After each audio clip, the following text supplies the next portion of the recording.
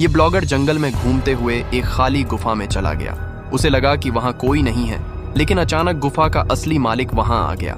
आदमी डर के मारे कांपने लगा और घबराहट में लंबी लंबी सांसें लेने लगा।